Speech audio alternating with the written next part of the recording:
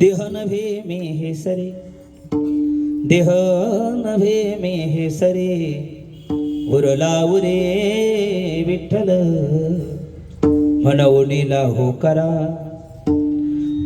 काळ सारा चिंतने पाळनाची नाही चिंता, ठावरिता देवाचा म्हणवोनी लाहो करा, काळ सारा चिंतने. तुका म्हणे जीवासाठी, तुका म्हणे जीवासाठी देवपोटी पडेल, म्हणवोनी लाहो करा, काळ सारा चिंतने. भजे व्रजे कमंडलम समस्त पाप खंडनम, स्वभक्त चित्तरंजन सदैव नंदनंदन, सुपेच गोचवासकं सुनाद वेणुहस्तकं, अनंग रंग सागरं नमामि कृष्ण नागरं, पदारविन्देन पदारविन्दं मुखारविन्देन विनिवेशयन्तं, वटशपद्रशपुटेशयानं बालमुकुन्दं मनसा स्मरामि. श्रीकृष्ण गोविन्द हरे मुरारी, हे नाथ नारायण वासुदेव. नमो सद्गुरु तुकया ज्ञानदीपा, नमो सद्गुरु सच्चिदानंद रूपा, नमो सद्गुरु भक्त कल्याण मूर्ती, नमो सद्गुरु भास्करा पूर्ण कीर्ती. नमो ज्ञान देवा, नमो ज्ञान राजा, नमो ज्ञान सिंधू सखा पूर्ण माता, वंदते ज्ञान दाता दिनासी, नमस्कार साष्टांग ज्ञानेश्वरासी. संपाद्यतां च विधाय भक्तिं विलोकितोऽयं समाधिराज, वैराग्यवन्तं सुविचारयुक्तं नमामि योगं शिरसा गुरुं तं, नमामि योगं शिरसा गुरुं तं, नमामि योगं शिरसा गुरुं तं.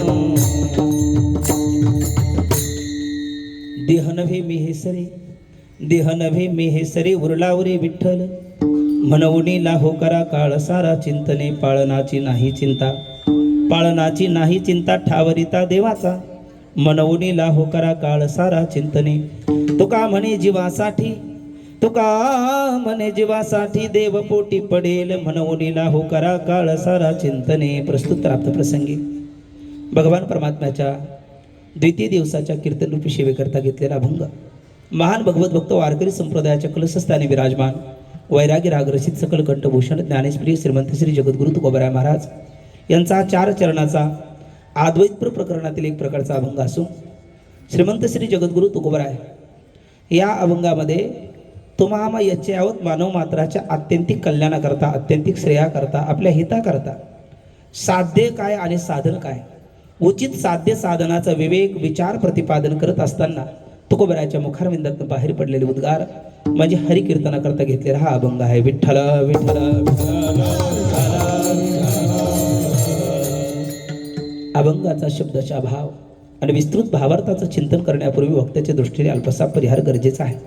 आपल्याला सर्वाला कल्पना आहे या ठिकाणी गणेश मैदान सेक्टर 16 नेरूळ अर्थात नवी मुंबई या ठिकाणी गेले 19 आणि 20 वर्ष मला वाटतं आपल्या भारतीय संस्कृतीमध्ये आपण 12 वर्षाचे एक तप म्हणतो. एक तप पूर्ण करून पुढे येत्या 4 वर्षांनी द्वितीय तपपूर्ती सोहळ्याकडे वाटचाल करणारा आपला हा सप्ताह आहे. माऊली हरिपाठात म्हणतात ना, तपाचे सामर्थ्य तपिन्नाला अमोप चिरंजीव कल्प वैकुंठी नांदे किंवा तपेविन दैवत दिधल्याविन प्राप्त भुजेविन हे तर कोण सांगे. असा तपस्वी आपला सोहळा आहे. या सोहळ्यामध्ये एकल्याचा नव्हे खेळ म्हणून मेळ मिळवेला तुम्ही आम्ही खेळीमेळी गदारोळी आनंदे. कोणाचा सिंहाचा वाटा असेल, कोणाचा खारीचा वाटा असेल, पण ही माऊली ज्ञानोबरायाचा संतांचा हा दरबार आहे. आणि समर्थाचे पंक्ती भोजने तळिल्यावरिल्या एकची पक्वाने देवी श्रवणे आर्थे पठने मोक्षुची लाभे. गरिबाची पंगत असली की तळमजल्यातला पिठलं भाकरी असते, मधला असेल तर डाळ चपाती असते, आणि वरचा असेल तर श्रीखंडपुरी असते, आपले मारुतीबाबा म्हणत असतात. पण श्रीमंताची पंगत म्हटली की सर्वाला मोक्षच आहे. जयाने घातली मुक्तीची गवांदी मिळविली मांदी वैष्णवाची. कारण आपल्या मंडळाचंच नाव आहे श्री संत ज्ञानेश्वर माऊली सांप्रदायिक सेवा मंडळ आहे ना. त्यामुळे सर्वांना एकच फल आपल्याला प्राप्त होणार आहे. फार प्रदीर्घ कालापासून म्हणजे 19 वर्ष म्हणजे एवढा सोहळा टिकवणं तसं कठीण आहे. आणि हा कराल विकराल कलीचा काळ आहे. इथे ऐका कलीचे मेहमान असत्य अशी रिजले जण पापा देते अनुमोदन कळती हेळण संताचे. असा प्रकार हा कलीचा आहे. पण अशाही कराल विकराल कलिकालामध्ये प्रवाहाच्या विरुद्ध पाहून आपण हा सोहळा चालू ठेवलेला आहे. काही जाणत्या मंडळी आणि सर्वांचं त्याला पाठबळ आहे. कुठलंही कार्य यशस्वीरित्या पार पाडण्याकरता आमचे सद्गुरू म्हणत असतात तरुणाचं संघटन पाहिजे, ज्येष्ठाचे आशीर्वाद पाहिजे. आपल्या इथे हे असलं पाहिजे. कारण इतकं गोड शिस्तबस्त असणारा, अगदी इंद्रप्रस्थाला लाजवेल असं गोड दिव्य मंडप आहे, उत्तम असणारी साऊंड सिस्टीम आहे. आणि कार्यक्रमाचं वैभव काय असतं? गोड गुणीजन असावे, गोड टाळकरी असावे, गोड वादक असावे, साऊंड सिस्टीम चांगली असावी, हेच कार्यक्रमाचं वैभव आहे. मला वाटतं नाथ ब्रह्म वारकरी शिक्षण संस्था गुरुजी हरिभक्त नंदराज महाराज पाटील हे स्वतः उपस्थित आहेत. त्यांच्या संस्थेतील सगळे बालगोपाळ मंडळी आहेत. आणि वादक आपल्या संस्थेतलं का वा, दोन्ही गोड असणारे, दोन्ही बाजूचे दोन्ही मृदंग वादक, अगदी लावणी मृदंग श्रुती टाळ घोष शिव ब्रह्मरस आवडीने अत्यंत सुंदर मृदंगाची साथ करणारे बाबांचे दोन्ही असणारे महाराज मंडळी, गोड टाळ वाजणारी ही सगळी मंडळी, दोन्ही बाजूला असणारे चोपदार विनेकरी, गोड असणारी साऊंड सिस्टीम, ज्यांनी आत्ताच गोड चाल भगवत चरणी समर्पित केले. ते पुढे गाणारे हरिभक्त पारायण जयराम महाराज आणि त्यांना साथ करणारे हरिभक्त पारायण बाळू महाराज, अत्यंत गोड भगवत चरणी चाल त्यांनी समर्पित केलेली आहे. आज मला एक आनंद होतो. 2007ला आम्ही जोग महाराज वारकरी शिक्षण संस्थेचा 4 वर्षाचा तो अभ्यासक्रम पूर्ण केला. त्याच्यानंतर आळंदीलाच मी असतो, पण आमच्या महाराजांची कधी भेट होत नव्हती. ज्यांनी सुरुवातीला आरंभ केला ना विना घेऊन, आम्ही जोग महाराज वारकरी शिक्षण संस्थेमध्ये 4 वर्ष सोबत काढले. त्याच्यानंतर कितीतरी वर्षांनी महाराजांची गाठ पडली. माझे गुरुबंधू हरिभक्त पारायण चौरे माऊली तेही आवर्जून या ठिकाणी उपस्थित आहे. नंतर तुमच्या गावी सेवा केली ते दिगंबर माऊली, तुमच्या शेजारचे नाव काय त्यांचं? श्रीराम महाराज दळवी. त्यांच्या गावी आपण गेलो होतो, तुम्हाला आठवत असेल. येऊन वराड्याने अभंग घेतला होता आपण त्यावेळेला. ते आवर्जून या ठिकाणी उपस्थित आहे. आणि आमचे म्हणजे बाळं जे आहेत ते ज्या ज्ञानेश्वरी विद्यालयामध्ये शिकतात, त्यांचा त्या गावडे मॅडमचा आणि आमच्या दिगंबर माऊलीचा खूप जवळून संबंध आहे. वेळोवेळी त्यांनी संपर्क साधला. आणि तुमच्या सर्वांच्या दर्शनाचा योग ज्यांच्यामुळे आला, आमचे गुरुवारी हरिभक्त पारायण रामदास बाबा यांच्या माध्यमातून मला वाटलं यांचं माझं दर्शन झालं कुठे, पण नंतर कळालं का त्यांच्या गावीच जन्मगावी आम्ही मागे सेवा केली. त्यांच्या माध्यमातून इथे येण्याचा योग आला. आमचे जगदाळे माऊली. नंतर वारीला आम्ही सोबत ज्यावेळेला भजन करत नेहमी चालतो, हरिभक्त पारायण आमचे तुषार दादा आणि आपण सर्वच. आता नाम उल्लेख करणं सर्वांचा मला शक्य नाही, पण आळंदीवरनं माझे गुरुबंधू गोड कीर्तनकार आहेत, ते आवर्जून आज उपस्थित आहे. आमचे आकाश महाराज सोनवणे, आपण सर्व ज्येष्ठ नागरिक, माझ्या माता भगिनी, ज्यांना पायाचा थोडासा त्रास आहे पण कीर्तन भक्ती सोडत नाही, म्हणून आजूबाजूला बसलेली इकडे ज्येष्ठ नागरिक, ज्येष्ठ माता भगिनी, आपण सर्वांच्या चरणांमध्ये विनम्र भाव आणि साष्टांग प्रणिपात करून, मला वाटतं 1 तास उरला खटवंगर आहे असे, कारण वेळेचं अतिक्रमण करणं बरोबर नाही. आचारसंहिता आहे सध्याला. आपण वेळेच्या आत, आणि नाहीतरी आपण आता मुंबईकर मंडळी असल्यामुळे फारसं जास्त काही सांगण्याची आवश्यकता आपल्याला नाही. कारण म्हणतात तपेले जाणणारे आपण सगळी मंडळी आहेत, सुशिक्षित आहात, जाणते आहात. मला वाटतं ते क्रिकेटमध्ये 3 प्रकार असतात, हो की नाही? एक कसोटी मॅच असते, एक वन डे असते आणि एक 20-20. मग 20-20 खेळायला काही हरकत नाही आपल्याला. अगदी कमी बॉलमध्ये जास्त धावा काढण्याचा आपण प्रामाणिक प्रयत्न केला तर 10 वाजेपर्यंत अगदी सगळं काही आपलं होऊ शकतं. फक्त त्याकरता अहो चंद्रकांत द्रवता की होय परिती हातवटी चंद्रिकी आहे, वक्ता तो वक्ता नव्हे श्रोते नव्हे. श्रोत्याशिवाय वक्ता बोलू शकत नाही. म्हणून मधले छोटे मोठे काही प्रश्न विचारले तर मोकळ्या मनाने उत्तर देत चला. आणि आपण सर्वजण तुम्ही आम्ही खेळीमेळी गदारोळी आनंदे अशा पद्धतीने कीर्तन भक्तीचा आनंद घेऊया. विठ्ठल विठ्ठल.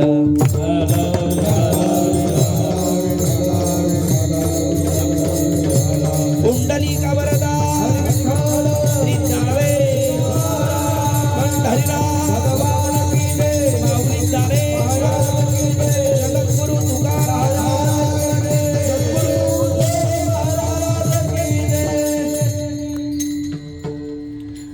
आरंभी 4 चरणाचा हा जो अभंग आहे, त्याचा मी शब्दशः भाव आपल्यासमोर ठेवतो. अगदी आपल्या बोली झाल्यामध्ये हवं झालं तर कीर्तनातील ठळक बातम्या तुम्ही म्हटलं तर काही वावगं होणार नाही. अभंगाचं पहिलं चरण तुकोबरा म्हणतात, देह नव्हे मी हे सरे ओरलावरे विठ्ठल. मी देह हे सरे, इथे मी शब्द देहलीदीप न्यायाने दोन्हीकडे लावायचा. मी देह हेही सरे आणि मी ब्रह्म हेही सरे. मी देहलीदीप न्यायाने दोन्हीकडे लावायचा. देहलीदीप न्याय म्हणजे काय, आमच्या माता भगिनीला कल्पना आहे.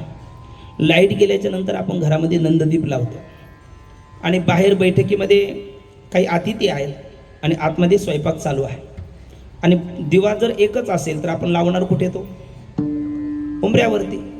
चौकट म्हणतात, देहली म्हणतात त्याला संस्कृतमध्ये. त्या देहलीवर दिवा लावला की तो आतही प्रकाश देतो आणि बाहेरही प्रकाश देतो. असा आत बाहेर तो प्रकाश देतो. तशा पद्धतीने मी हा शब्द हा देहलीदीप न्यायाने दोन्हीकडे लावायचा. मी देह हेही सरे, मी ब्रह्म हेही सरे आणि मग उरला उरे विठ्ठल. देह नव्हे मी हे सरे उरला उरे विठ्ठल. आणि मग या देहाने त्या विठ्ठल तत्वाची प्राप्ती होण्याकरता प्रयत्न केला पाहिजे. त्याकरता काय करावं महाराज म्हणतात, म्हणवणे लाहो करा काळ सारा चिंतने. लाहो शब्दाचा अर्थ त्वरा करा, घाई करा. कारण लोणियाची उंडी काळा नाळाच्या तोंडी घातली लोणियाची उंडी, मासी पाकपाकडे तवे सरे. अगदी देवाघरचं बोलवून आल्याच्या नंतर मासीला पंख फडफडायला वेळ लागतो, तितकाही वेळ लागत नाही. क्षणभंगूर नाही भरवसा वारे सावध तोडा माया आशा काही न चले मग गळा पडेल फासा पुढे हुशार थोर आहे ओळसागा. या देहाची शाश्वती आपल्याला नाही, म्हणून तुम्ही लाहो करा, त्वरा करा आणि भगवत चिंतनामध्ये आपला काळ व्यतीत करा. काळ सारावा चिंतने एकांतवासी गंगा स्नाने देवाच्या पूजने प्रदक्षिणा तुळशीच्या. पण मग जी काही तुमच्यासारखी जाणती मंडळी होती ती म्हणायला लागली, महाराज चिंतनामध्ये काळ सारायला तुम्ही सांगता, व जो चिंतेने व्यापलेला असतो त्याच्याकडनं चिंतन घडत नाही. चिंतन करण्याकरता मनुष्य निश्चिंत असला पाहिजे. ज्याच्याकडे चिंतेने व्यापलेला आहे तो चिंतेने व्यापलेला मनुष्य चिंतन करू शकत नाही. आणि आम्हाला चिंता आहे. म्हटले कशाची चिंता आहे, आमच्यावर परिवार अवलंबून आहे, पत्नी आहे, मुलं आहेत, आईवडील आहेत, आणखी काही आहे. त्यामुळे आमच्याकडनं चिंतन कसं घडेल. तो कोबऱ्या म्हणतात, पाळनाची नाही चिंता लेका ठावरिता देवाचा. एक प्रसिद्ध वचन आहे आपल्या सर्व वारकरी मंडळीच्या, बहुश्रुत आपण आहोत.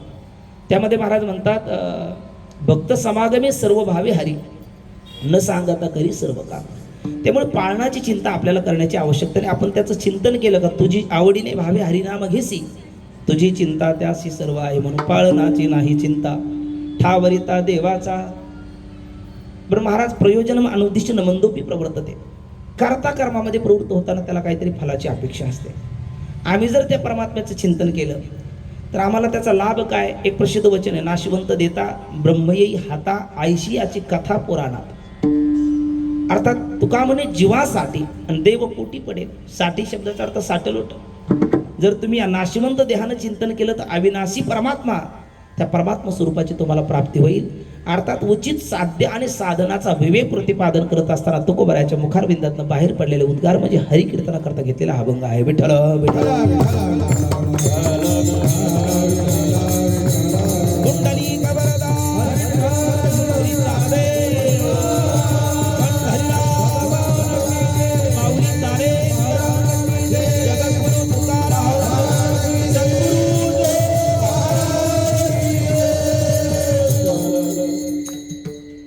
अभंग किती चरणाचा, 4 चरणाचा.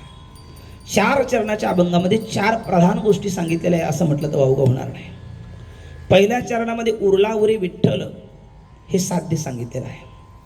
दुसऱ्या चरणामध्ये काळ सारा चिंतने साधना सांगितलेली आहे. तिसऱ्या चरणामध्ये पाळनाची नाही चिंता आपल्याला धीर दिलेला आहे. आणि चौथ्या चरणामध्ये देवपोटी पडेल हे प्रयोजन म्हणजे फल सांगितलेलं आहे. विठ्ठल विठ्ठल.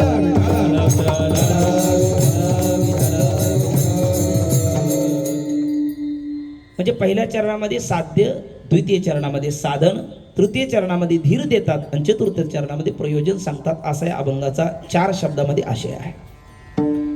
परंतु मग जगद्गुरु तुकोबरायाचा हा जो अभंग आहे त्यातला हा कूट प्रकरणातला अभंग आहे. कूट म्हणजे ज्याचा सहजासहजी अर्थ कळेलच असं मात्र नाही, कळणारच नाही असाही त्याचा अर्थ नाही. पण सहजासहजी कळेल असं नाही. त्याच्याकरता थोडासा आपल्याला बुद्धीला त्रास घ्यावा लागेल, काही प्रकरण ग्रंथाचा अभ्यास करावा लागेल, मग ते कळेल, किंवा गुरुचरणापाशी बसून ते ऐकावं लागेल. त्यातला पहिल्या चरणातला मी हा शब्द कूट आहे. दुसऱ्या चरणातला चिंतन हा शब्द कूट आहे. तिसऱ्या चरणातला ठाव आहे ना, रिता, ठाव हा शब्द, रिता, ठाव, रिता देवाचा म्हटलेला ना, तो कूट आशय आहे. आणि चौथ्या चरणामध्ये देव पोटी पडेल हा पोटी शब्द कूट अर्थामध्ये आलेला आहे. विठ्ठल विठ्ठल विठ्ठल. कूट कूट म्हणजे अगदी व्यवहारात बोलायचं म्हटलं तर कोड्याची भाषा त्याला कूट म्हणा, ज्याचा सहजासहजी अर्थ आपल्याला कळत नाही. अगदी आपण लहान असताना ज्या वेळेला आपल्या भारतीय संस्कृतीमध्ये आजही काही ठिकाणी आपल्याला पाहायला भेटते एकत्र कुटुंब पद्धती असते, आणि मग त्यामध्ये आजी आजोबा हे वृद्धाश्रमामध्ये पाठवले जात नाही, ते घरीच असतात. आणि मग त्या लेकराला नातवाला ते निष्काम प्रेम आजी आजोबाचं भेटतं. आणि मग आजोबाचा जीवनातला शेवटचा मित्र म्हणजे तो नातू, आणि नातवाच्या जीवनातला पहिला मित्र म्हणजे आजोबा आहे ना. आजोबा आजी हे पहिले मित्र नातवाचे नातीचे असतात, आणि आजी आजोबाचे शेवटचे मित्र कोण असेल तर ते नातू नात असतात. आणि मग त्यांचा खूप गोष्टी चालतात, खूप संवाद चालतो. ते आजोबाला काही कहाणी सांगतात नातवाला, ते नातू ऐकत असतो. तो नातू रोज विचारत असतो, आजोबा आज काय, उद्या काय, परवा काय. मग त्याच्यामध्येही कधी कधी ते नातू जास्त डोकं खायला लागलं का आजोबा एखादं कोडं सांगतात, मग ते लेकरू कोड्यात पडतं, आणि इतर वेळेला त्या आजोबाला आपलं कार्य उरकता येतं. विठ्ठल विठ्ठल. एक माझ्या अनुभवाची गोष्ट आहे. मी का आळंदीला येण्या अगोदर गावी होतो. आमच्या आजीला आम्ही ती कोडं सांगायची, आम्ही ऐकायचो. एक दिवस आजीला म्हटलं, आजी आजची गोष्ट काय, उद्याची गोष्ट काय. 2-3 दिवस झाल्याच्या नंतर आजी एक दिवस जरा थकली. आजी म्हटले गपरे. म्हटलं नाही आजी सांग. मग त्या आजीने सांगितलं, आधी होती साधी भोळी, मगली आली हिरवी चोळी, आता आली रंगारूपाला, हात लावू दे ना अंगाला अशी काय. म्हटलं मला नाही. ती म्हटली मग विचार तुझ्या बापाला. म्हणजे तिच्या लेकाला आणि माझ्या बापाला. म्हटलं आजी तूच सांग. नाही म्हटले तू विचार म्हटले, आणि मला आता झोपू दे. आणि ते उत्तर भेटलं का मग मला पुढची गोष्ट विचार, मग सांगते तुला. त्यावेळेला मी 2 दिवस गेले, पण मला काही पत्ता लागला नाही. तुम्हाला लागला असेल तर सांगा. अशी काय. आधी होती साधी बोळी, बगली आली हिरवी चोळी, आता आली रंगारूपाला, हात लावू दे ना अंगाला अशी कोण. नुसते टुळू टुळू बघता काय, काहीतरी डोकं चालवा की जरा. काय जगदाळ माऊली, रामदास बाबा, दिगंबर स्वामी, का साऊंड सिस्टीम वाली माऊली, तुम्ही काही सांगाल तस बघा. नंदराज माऊली, आकाश महाराज, करडी महाराज म्हणतात करडी आहे. बरोबर आहे की उत्तर? बरोबर आहे की नाही जगदाळ माऊली? कारण करडीचं बीज अगोदर साधं बोळं असतं. कसंही खेळवा माऊली, त्याला काही त्रास देत नाही. ते जमिनीत टाकलं की हिरवी त्याला कवळी भाजी येते, त्याही वेळेला त्रास देत नाही. पण पुढे त्याला इंद्रधनुष्यासारखे सप्तरंग घेतले, मग ते हात लावू देतं का? त्याचा अर्थ करडी आहे. विठ्ठल विठ्ठल.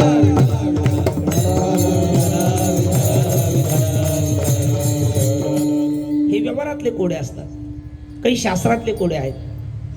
कृष्णमुखी नच वानरी, द्विजिभा नच सर्पिणी, पंचप्रिया नच पांचाली, तस्य अहम कुलबालिका.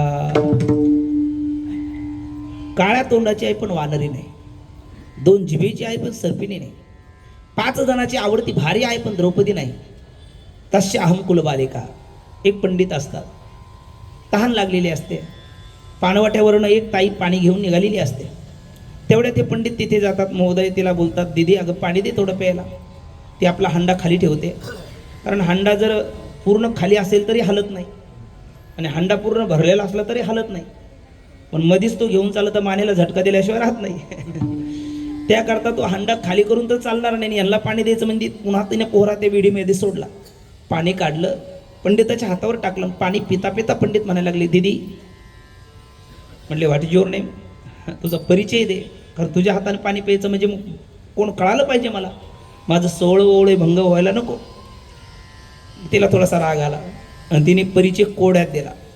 ते म्हणते कृष्णमुखी नच वानरी, द्विजिभा नच सर्पिणी, पंचप्रिया नच पांचाली, तस्या अहम कुलबालिका. पाणी प्यायचं तर प्या, नाही तर चालते व्हा. त्याने पाणी पिऊन घेतलं, कारण काही कळालं नाही, हेच कळालं नाही. विठ्ठला विठ्ठला. त्यांनी विचारलं, दीदी याचा अर्थ काय? म्हणजे पंडित आहात ना, मग तुम्ही पंडित आहात का पडित आहात? म्हणजे त्यातला अनुस्वार आहे का नाही आहे. नाही म्हटले मी तसं पंडित आहे, पण या बाबतीत मी पडित ठरलो, तूच सांग बघू.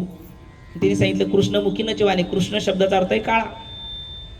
कृष्णमुखी म्हणजे काळ्या तोंडाची आहे पण वानरी नाही. काळ्या तोंडाची कोण असते? वानरी असते. पण काळ्या तोंडाची आहे पण वानरी नाही. कृष्णमुखी नच वानरी. द्विजिव्हा नच सर्पिणी. दोन जिभेची आहे पण सर्पिणी नाही, कारण सर्पिणीला दोन जिभा असतात. पंचप्रिया नच पांचाली. 5 जणांची आवडती भारी आहे, पण पांचाली नाम द्रौपदी नाही, कारण द्रौपदीचे किती पती आहेत? 5 पती आहेत. आणि तस्या अहम कुलबालिका. त्याची मी कुलवान मुलगी आहे. भेचक पाणी त्यांनी पाणी पिलं. तुम्हाला काय कळालं? काय मलाही काय कळालं नव्हतं, पण आमच्या गुरुजीने सांगितल्याच्या नंतर मला कळालं. त्याचा अर्थ बघा. हे सगळं वर्णन एका पेनचं आहे. कृष्णमुखी नच वानरी. ही काळ्या तोंडाची आहे पण वानरी आहे का? नाही. द्विजिभा नच सर्पिणी. काही पेनला दोन्ही बाजूला निप असतात, मग ते 2 जिभा आहे, पण सर्पिणी आहे का? नाही. पंचप्रिया. शुद्धलेखन काढायला करता हे 3 बोट जरी असले तरी या दोघांचा सपोर्ट लागतोच ना. 5 जणाची म्हणजे 5 बोटाची आवडती भारी आहे, पण द्रौपदी आहे का? नाही. आणि तस्याहम कुलबालिका. ही सतत कोणाच्या हातात असते? आता हल्ली ती सर्वांच्याच हातात अधिक असते, पण पूर्वीच्या काळी कुलकर्णी लोकांच्या अधिक हातात असते. म्हणजे मी कुलकर्ण्याची ब्राह्मण कन्या एवढंच सांगायचं, पण तिने इतक्या बाजूने सांगणं याला कोड असं म्हणतात. विठ्ठल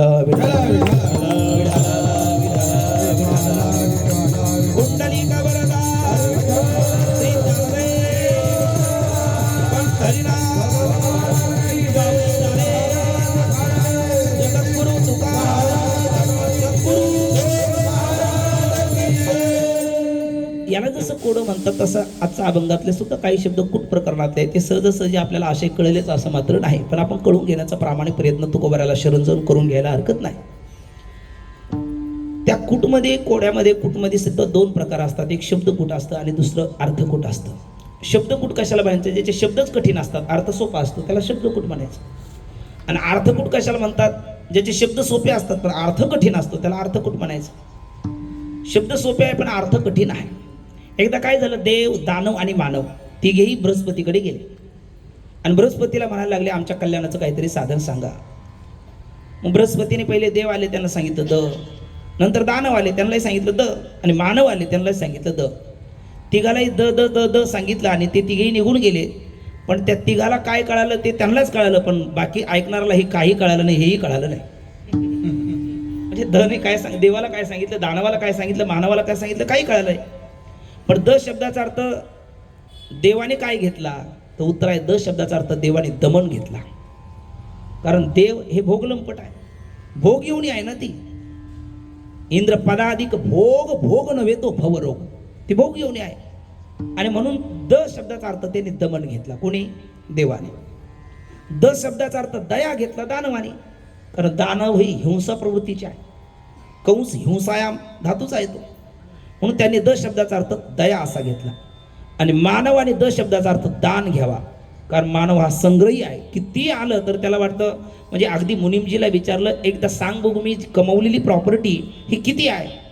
तर मुनिमजीने सांगितलं सरकारी तुकडे कुठलंही काम केलं नाही तर 8वी पिढीपर्यंत तुम्ही बसून खाल्लं तरी सगळे खाऊ शकाल. त्याने लगेच कपडाला हात लागला. तो म्हटला साली 9वी पिढी क्या खायगी. म्हणजे 8 पिढ्याचं कमवून ठेवलं तरी 9वी पिढी काय खाईल ही चिंता करणारा कोण आहे? मानव आहे. म्हणून मानवाने काय केलं पाहिजे? द शब्दाचा अर्थ दान केलं पाहिजे. विठ्ठल विठ्ठल हे द द द म्हणताना शब्द 3 आहे, सरळ आहे, व्यवहारातले आहे. द म्हणजे कोणता वर्ण आहे? दंत्य वर्ण आहे ना. चतुर्थ वर्गातला दंत्य वर्ण, तृतीय वर्ण द आहे. पण मग द शब्दाचा अर्थ 3 झाले ना. द शब्दाचा अर्थ दानवाने काय घेतला? हे असं आहे, तुम्ही काहीच लक्ष ठेवत नाही. मी इथेच घरी गेल्याच्या नंतर बायकोने विचारलं काय कीर्तनात ऐकून आलं तर काय सांगाल बघू? द शब्दाचा अर्थ दानवाने काय घेतला? दया. बरोबर आहे. द शब्दाचा अर्थ देवाने काय घेतला? दमन. द शब्दाचा अर्थ तुम्ही आम्ही काय घ्यावा? दान. विठ्ठल विठ्ठल हे कोणतं कूट म्हणावं लागेल आपल्याला? अर्थकूट. अरे शब्द सोपा आहे पण अर्थ कठीण आहे. अर्थकूटपणा. आणखी एक सांगतो. एक 3 विद्यार्थी धावत आले आणि 3 विद्यार्थ्यांनी गुरुजीला विचारलं. पहिला म्हणतो गुरुजी. गुरुजी म्हटले बोल बाळा. गुरुजी म्हटले ते घोडं का आडलं हो? त्याचं उत्तर होत नाही तोपर्यंत दुसरा आला. तो म्हटलं गुरुजी भाकरी का करपली हो? आणि तिसरा म्हणू लागला गुरुजी काय तिसरं? पानं का सडली हो? असं 3 विद्यार्थ्यांनी 3 प्रश्न विचारले. गुरुजींनी तेघाला एकच उत्तर दिलं, फिरवली नाही म्हणून. काय उत्तर दिलं? फिरवली नाही म्हणून. कारण घोडं काढलं, फिरवलं नाही. आता ते बघा आपल्या मंचरमध्ये पुष्कळ ते गाडी बैल असतात, त्या पुढे घोडा असतो, तो त्याला रपेट मारली पाहिजे, त्याला रोजचं ट्रेनिंग चालू ठेवलं पाहिजे, फिरवलं पाहिजे. जर फिरवलं नाही तर ते आडून बसतं, वेळेला पळत नाहीत. म्हणजे घोडं काढलं, उत्तर आहे फिरवलं नाही म्हणून. बरं, पानं कासडली, उत्तर आहे फिरवली म्हणून. म्हणजे ती पानं खाणारे जे लोक असतात, नागिनीची पानं, ते एकदाच काय रोजचे रोज आणत नाही, आठवड्याभराची एकदाच आणून ठेवतात आणि मग ते पाण्यात ठेवतात, पानं खराब होऊ नये म्हणून. पण ते पाण्यात सुद्धा त्याला आलटून पालटून फिरवली पाहिजे, नाही फिरवली ती सडतात. मग पानं कासडली तर फिरवली नाही म्हणून. आणि एक काय राहिला आपला आता, भाकरी का करपली. आता हे ज्या गॅसवरती करतात त्यांनाही गॅसवरती ती भाजवावी लागते म्हणा. पण ती भाकरी जर एकाच जागेवर ठेवली माता वर्ग, ती करपणार की नाही. मग भाकरी का करपली, फिरवली नाही म्हणून. मग फिरवली शब्द एक आहे पण अर्थ त्याची तीन आहे. विठाला विठाला हे कोणतं कूट झालं? शब्द कूट आहे, आपलं अर्थ कूट आहे. आणि अगोदर ते कृष्णमुखी नचे वानरी द्विजीवा नचे सर्पिणी पंचप्रिया नचे पांचाली तश्याम कुलबालिका हे अर्थकूट आहे. किंवा आणखी एक अर्थकूट आठवतंय बघा, आलिकुल वहनाचे वहन आणीत होते, शशीधर वहनाने लुटिले मार्गी पंथे, नदीपती तात ज्याचा भंगून गेला, रवी सुतमही संगी फार दुःखीत झाला. घटना अशी आहे, एक पत्नी बाहेर गेली, बराच वेळ झाला, घरी अतिथी आले. आपल्या भारतीय संस्कृतीमध्ये अतिथी देवभव, विनमुख गेली अतिथीने सर्व सुकृताची संपत्ती. अतिथी आलेले आहेत, त्यांना चहा पाणी करायचं, आदर आतिथ्य करायचं, त्यांचा सन्मान करायचा. पण मग घरी आपली अर्धांगिनी नाही, पत्नी नाही, कुठे गेली तू विचार करायला लागला. बैठकीमध्ये पाहुणे मंडळी बसलेली आहे आणि थोड्या वेळाने ती आली, पण तिचे केस विस्कटलेले आहे, डोईचा पदर खाल्यावर आला. ते काय डोईचा पदर आला खांद्यावरी, भरल्या बाजारी जाईन मी, अशी अवस्था ती जनाबाई म्हणतात तशी तिची झाली. तोंडही सुकलेलं दिसलं. मग याने विचारलं झालं तरी काय. मग तिने तर आता चार लोकांमध्ये पती विचारतात, पतीच्या मता अनुसरुणी पतिव्रता अनायासे आत्महत्या भेटीची का. ती कशी होती? कार्यशी मंत्री कर्णिशी दासी भज्युषी माता शैनुषी रंभा धर्मानुकुला क्षमाया धरत्री षडगुणम येतं, ती पतिव्रता नाम, ती पतिव्रता होती. आणि पतीने विचारलेल्या प्रश्नाचं उत्तर तर दिलं पाहिजे, पण आपली झालेली फटफजी ती इतराला कळाली नाही पाहिजे, पतीला कळाली पाहिजे आणि इतराला कळाली नाही पाहिजे. म्हणून तिने कूट पद्धतीने झालेल्या घटनाक्रम सांगितलं. तो म्हणजे हे सुभाषित आहे अर्थकूट. ते काय म्हटलं मी, आलिकुल वहनाचे वहन आणीत होते. आली शब्दाचा अर्थ आहे भुंगे, कुल म्हणजे समुदाय, आणि भुंगे कुठे राहतात? भ्रमर, कमळावर. कमळ कुठे राहतात? सरोवरावर. आणि आलिकुल वहनाचे वहन आणीत होते म्हणजे आली म्हणजे भुंगे, त्याचा समुदाय कमळात, आणि कमळ कुठे? सरोवरात. म्हणजे सरोवराचे वहन म्हणजे पाणी मी आणीत होते. पहिल्या वाक्याचा अर्थ झाला आलिकुल वहनाचे वहन आणीत होते म्हणजे सरोवराचं पाणी मी आणत होते. मग पुढे काय? शशीधर वहन आले लोटिले मार्गे बनते. शशी शब्दाचा अर्थ आहे चंद्र. धृधार्य ते धारण करणारा, चंद्राला धारण करणारा कोण? आपल्या जटेवर भगवान शंकर. आणि शंकराची फोर व्हीलर नंदी महाराज आहे ना. शशीधर वहन आणि लोटिले मार्गी पंथे म्हणजे भगवान शंकराचं वाहन जे नंदी आहे, अर्थात बैल आहे, त्याने माझ्या मध्ये धडक दिली. मग काय?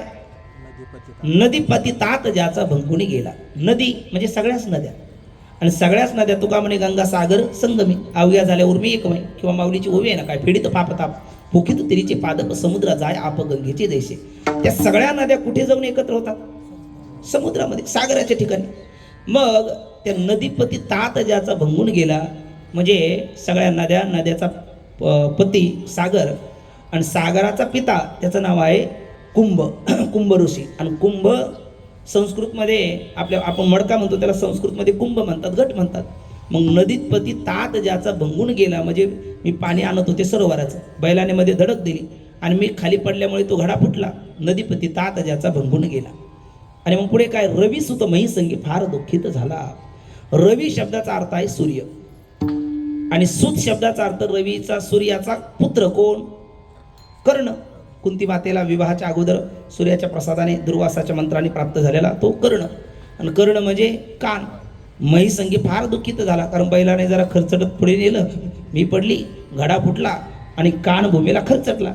सांगायचं काय? मी पाणी आणत होते, बैलाने धडक दिली, मी पडली, घडा फुटला आणि कानाला खरचटलं. एवढंच सांगायचं, पण एवढं कठीण करून सांगणं याला अर्थकूट असं म्हणतात. विठ्ठल विठ्ठल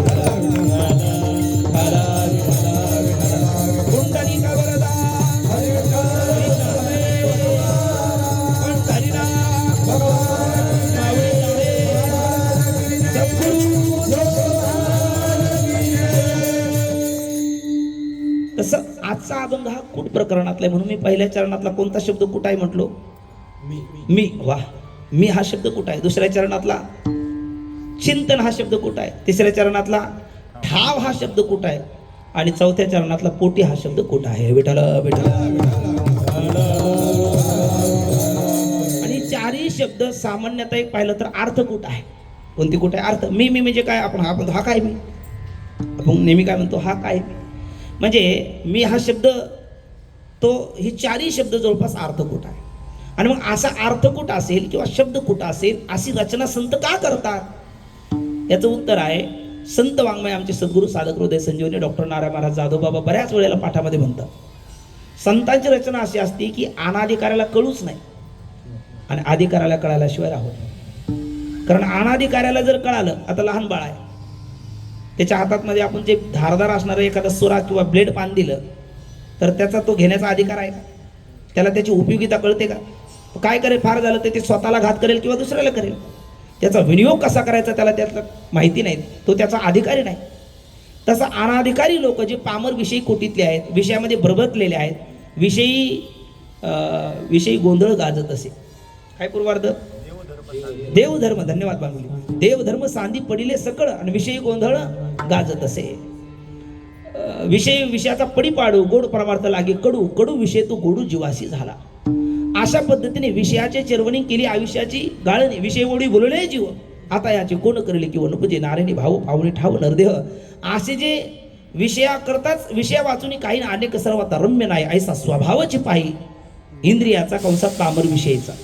आणि अशाच्या हातामध्ये जर हे संत वाङ्मय गेलं तर तो आसुरी वेदांत होतो, दैवी वेदांत होत नाही आहे ना.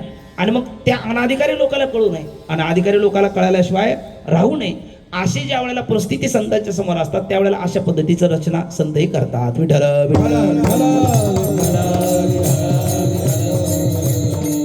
किंवा जगद्गुरु तुकोबराय आजच्या अभंगामध्ये उचित साध्य साधनाचा विचार सांगतात. साध्य काय आणि साधन काय? कशाला म्हणावं साधन, कशाला म्हणावं साध्य? आमचे जोग महाराज वारकरी शिक्षण संस्थेचे अध्यापक, आपण ज्यांच्याकडे ज्ञानेश्वरी ऐकली ती सद्गुरू विठ्ठल बाबा घुले बाबा म्हणायचे, बुवा साध्य ते असतं जे प्राप्त झाल्याच्या नंतर जे पुन्हा साधनात रूपांतर होत नाही त्याला साध्य म्हणा. जे प्राप्त झाल्याच्या नंतर ज्याचं पुन्हा साधनात रूपांतर होत नाही ते साध्य आहे. आणि साध्य ते नसतं जे अप्राप्त आहे तोपर्यंत साध्य वाटतं, प्राप्त झाल्याच्या नंतर साधनात रूपांतर होतं, साध्य ते नसतं. जे बदलतंय ते साध्य नसतं, जे कधीच बदलत नाही ते साध्य असतं. विठ्ठल विठ्ठल. आणि या जगाच्या पाठीवरील व्यवहारात असं कुठलंही तुम्ही पहा, ऐक पारत्रिक भोगामध्ये, ऐक पारत्रिक लोकामध्ये ज्याला आपण साध्य समजतो ते खरं साध्य नसतंच. कारण ते अप्राप्त आहे तोपर्यंत आपल्याला साध्य म्हणून वाटतं, पण प्राप्त झाल्याच्या नंतर त्याचं साधनात रूपांतर होतं. एखादा पहिलेचा विद्यार्थी आहे, त्याला विचारा, अरे बाबा तुझं साध्य काय? साध्य काय? तो म्हणतो काही नाही, आता पहिली पास झालं पाहिजे, माझं साध्य आहे, आणि त्याकरता मी वर्षभर अभ्यास करणार. बरं पहिली पास झाल्याच्या नंतर मग थांबलं का? नाही, आता दुसरी. असं करत करत पर्यंत नोकरी पुढे पुढे पुढे ते अगदी ताटेवर जाईपर्यंत ते थांबत नाही, सतत बदलत राहतं, सतत बदलत राहतं. ते साध्य नसतं. साध्य ते असतं जे बदलत नसतं. विठ्ठल विठ्ठल. कुंडली गवरदा श्री तारे पंढरीनाथ. सहज बघा, हा देह साधन का साध्य? मग काय वाटतं तुम्हाला? तुम्ही काय नाराज आहात का? नक्की ना. हे देह साधन आहे ना, देह काय नाही, साध्य नाही. पण खरं सांगा, आपण या देहाकडे पाहताना साध्य म्हणून पाहतो का साधन म्हणून पाहतो? सामान्यतः साध्य म्हणूनच व्यवहार करतो, साध्य म्हणूनच व्यवहार करतो. खरं तर हा देह साधन आहे. संतांनी सांगितलेलं आहे, ज्ञानोबराय म्हणतात, येण्याची शरीरे शरीरा येणे सरे किंबहुना एर झारे शिरापणे. नाथ बाबा म्हणतात, पावनी मनुष्यपण जोन साधीच ब्रह्मज्ञान लांडा गर्दभ जाण पुच्छ विना तो पाय मनुष्य देहाचे निज्ञाने सच्चिदानंद पदवी घेणे एवढा अधिकार नारायणी कृपावलोकने दिला असे नाथ बाबाचे उद्गार आहे.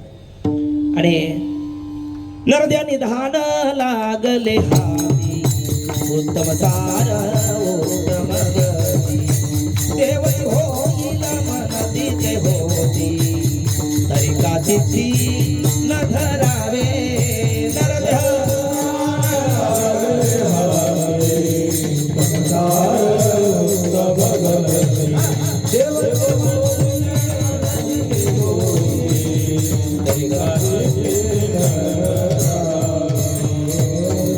आयुष्याच्या साधने हे सच्चिदानंद पदवी घेणे, सच्चिदानंद पदवी घेणे, घेणे सच्चिदानंद पदवी घेणे, आयुष्याच्या साधने सच्चिदानंद पदवी घेणे, सच्चिदानंद पदवी घेणे, पदवी घेणे। पशु का होत बनैया, पशु का होत बनैया, नर का कछु न हो, नर करनी करे तो नर का नारायण हो, नर करनी करे तो नर का नारायण हो।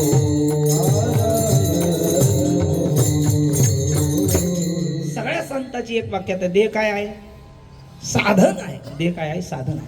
आणि जो देहाला साध्य मानतो ना, देहाला जो साध्य मानतो त्याला शास्त्रीय परिभाषेमध्ये काय म्हणतात आकाश महाराज? कोण म्हणतात?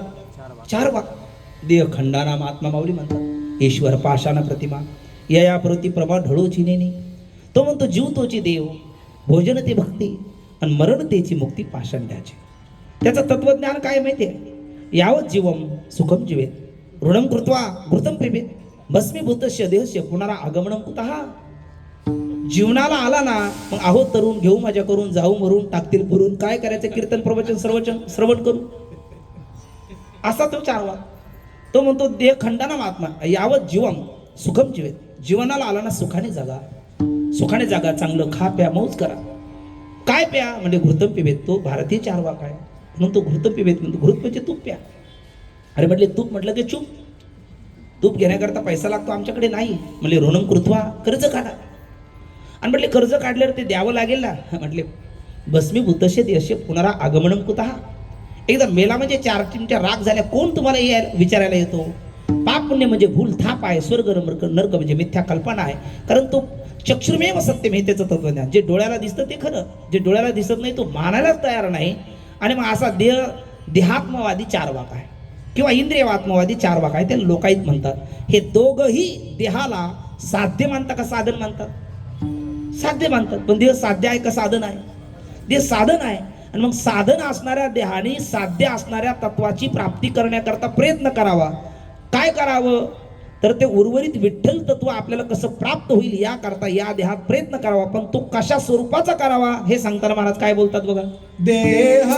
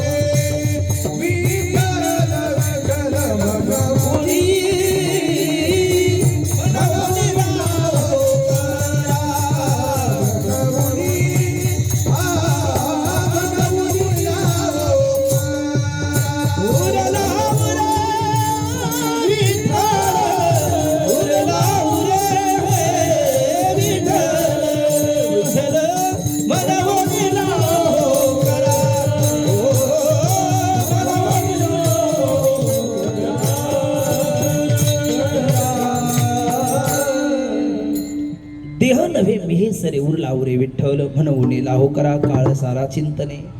साध्य काय मग? विठ्ठल तत्व. साधन कोण? हा देह. देह काय नाही? देह साध्य नाही. मग देह काय आहे? देह साध्य आहे. कारण जे साध्य असतं ना ते नित्य असतं. साधन अनित्य असू शकतं. मग अनित्य असणाऱ्या साधनाने नित्य साध्याची प्राप्ती करण्याकरता प्रयत्न केला पाहिजे. आता देहाला जर साध्य म्हटलं तर देह अनित्य आहे का नित्य आहे? अनित्य आहे. का अनित्य आहे? यत् कृतकम तद अनित्यम. जे कृतक असतं, निर्माण झालेलं असतं ते अनित्य असतं. जे कार्यकारण भावातून जन्माला येतं ते कृतक असतं, कृतक असतं ते अनित्य असतं. देहा कृतक आहे देह निर्माण झालेला आहे. देह काही कारणापासून निर्माण झालेला आहे. आता देहाची कारणं कोणती? देहाची मुख्य दोन कारणं आहेत. एक साधारण कारण आहे आणि दुसरी असाधारण कारण आहे. कशाला म्हणतात साधारण कारण? जे याच्यावत कार्याला कारण ठरतं त्याला साधारण कारण म्हणतात. आणि असाधारण कारण कशाला म्हणतात? जे एकाच कार्याला कारण ठरतं त्याला असाधारण कारण म्हणतात. अशी साधारण कारणं 9 आहेत. मोजा तुम्ही. 9 बरोबर भरतात का तेवढं तरी मोजा. एक आहे ईश्वर, ईश्वर ज्ञान, ईश्वर प्रयत्न, काल, दिशा, अदृष्ट, मन, प्राग अभाव आणि प्रतिबंधक अभाव. किती झाली का 9? तुम्ही मोजली का पण नक्की? असे 9 काय आहेत? साधारण कारण आहेत. अगदी एक पेशीचा जीव अमेबापासून, आमच्या राऊत बाबाचा शब्द आहे, जीव कोटीतला कॅबिनेट मंत्री ब्रह्मदेव तिथपर्यंत प्रत्येक कार्याला ती कारण आहे, म्हणून त्यांना साधारण कारण म्हणतात. आणि मग असाधारण कारण कशाला म्हणतात? जी एकाच कार्याला कारण ठरतात त्याला असाधारण कारण असं म्हणतात. आणि अशी असाधारण कारणं देखील 4 असतात. ती आहे एक उपादान कारण, निमित्त कारण, सहकारी कारण आणि अन्यथा सिद्ध कारण. किती झाली? 4. मी एकदा पुन्हा सांगतो, नंतर बोलण्याची जबाबदारी तुमची आहे. एकमेका सहाय्य करू. मी पुन्हा सांगतो, पुन्हा बोलले पाहिजे तुम्ही बरं. उपादान, निमित्त, सहकारी, अन्यथा सिद्ध. उपादान, निमित्त, वा, सहकारी, अन्यथा सिद्ध, अशी किती कारण आहेत? 3. आपलं 4 ही असाधारण कारण आहे. जसं की आपण समजण्याकरता म्हणून, आता ही बॉटल आहे, पण समजा हा घट आहे. काय आहे? घट म्हणजे मातीचं मडकं. संस्कृत भाषेत त्याला घट म्हणतो आपण. आणि घटपट शिवाय आपल्याला सुरुवातही नाही शेवटही नाही आपला, आहे ना. सुरुवातही आपली घटपटानेच झाली आणि शेवटही आपला घटपटानेच होणार आहे. ते घटपटाला विसरलो म्हणून तर पटपट घटाकडे जावं लागतं, पटाकडे यावं लागतं, आहे की नाही. आता इकडे बघा, हा काय समजा घट आहे. या घटाची साधारण कारणं जी 9 सांगितली ती तर आहेच आहे, पण असाधारण कारणं किती आहेत? 4. एक गेलात विसरून, उपादान कारण, हा 4. 2 निमित्त कारण, 3 सहकारी कारण आणि 4 अन्यथा सिद्ध कारण. ही 4ही कारणं आपण थोडक्यात बघूया. उपादान कारण कशाला म्हणतात? तर कार्यात ज्याचा प्रवेश असतो, ज्याच्या वाचून कार्याचं अस्तित्व राहत नाही त्याला उपादान कारण म्हणतात. आता या घट कशाचा बनला? मातीचा. बरं, घटाच्या अगोदर काय होती? ती माती. नंतर काय होणार आहे? माती. त्याच्या आत बाहेर काय आहे? माती. आपण हात लावतो कशाला? तीही माती. त्याची शेवट होणार आहे माती. तरी आपण म्हणतो घट, म्हणजे आपल्या डोक्याची झाली माती. बरोबर कबूल करताय तुम्ही? विठ्ठला विठ्ठला विठ्ठला. म्हणजे घटाचं उपादान कारण कोण ठरलं मग आता? माती. कारण घटाच्या आत बाहेर कोण आहे? माती. अगोदर होती माती, शेवटी होणार आहे माती. आणि मधल्या काळात आपण म्हणतो घट, पण त्या मातीला दिलेल्या आकाराला आपण घट म्हटलो. त्याही वेळेला आपण हात लावतो मातीला म्हणतो घट. म्हणून घटाचं उपादान कारण पहिलं कोण आहे? माती. घटाचं निमित्त कारण, घटाचं निमित्त कारण कोण आहे?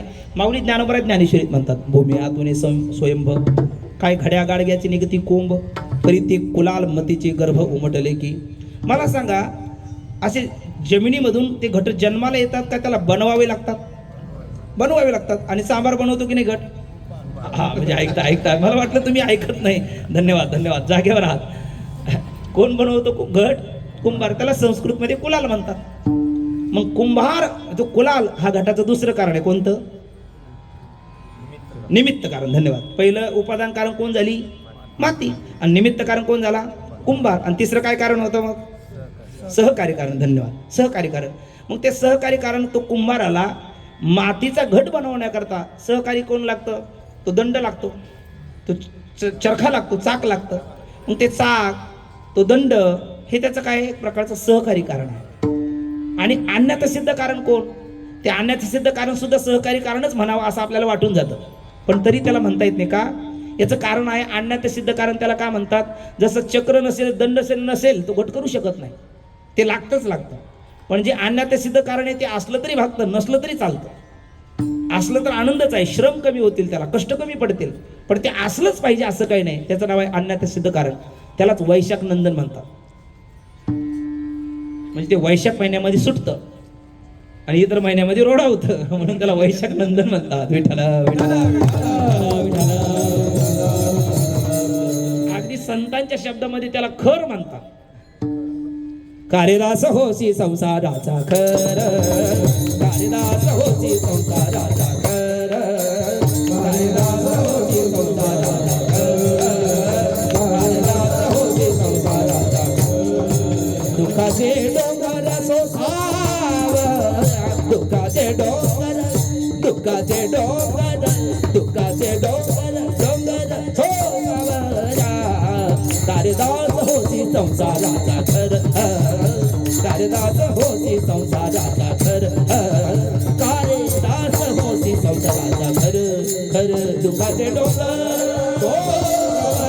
दुःखाचे डोंगर सोसावया.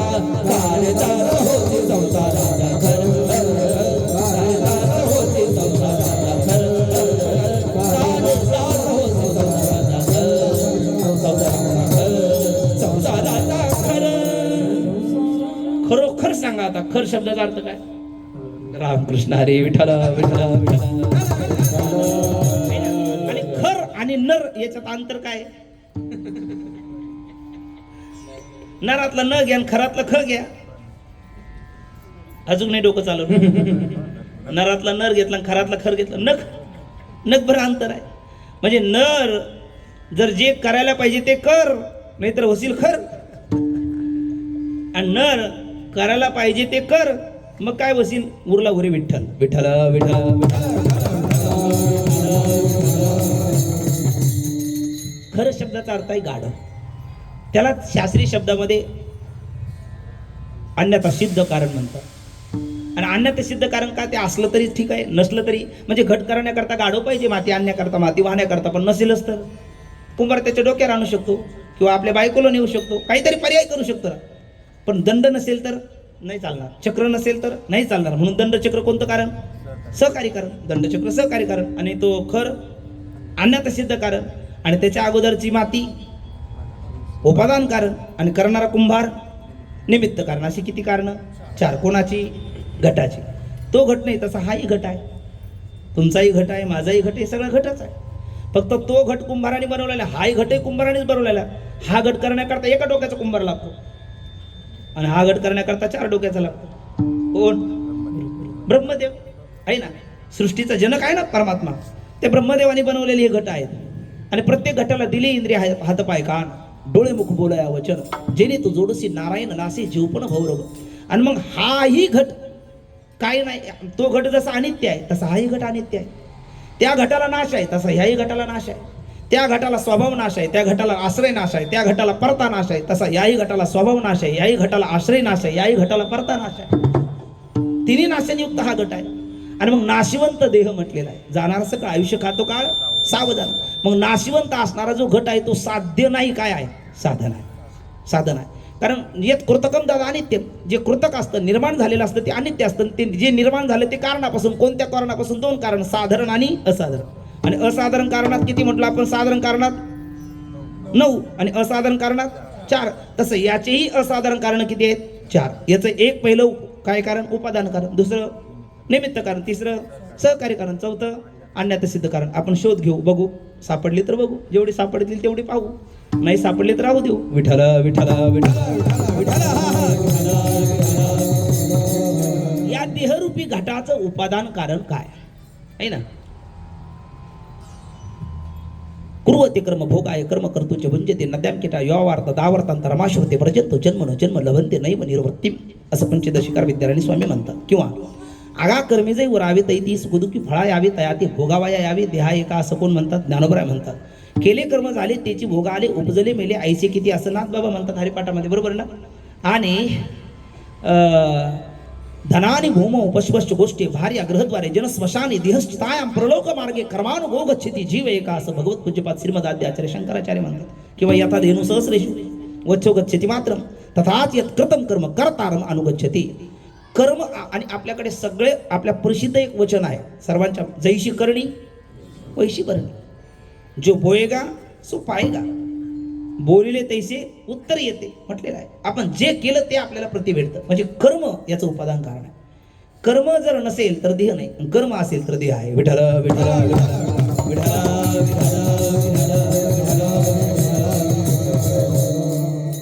किंवा जन्म घेणे लागे वासनेच्या संगे त्याची झाले अंगे वासनेचा संघ होय अंतकाळी तरी तपबळी जन्म धरी. दृष्टांत आलाय डोळ्यासमोर.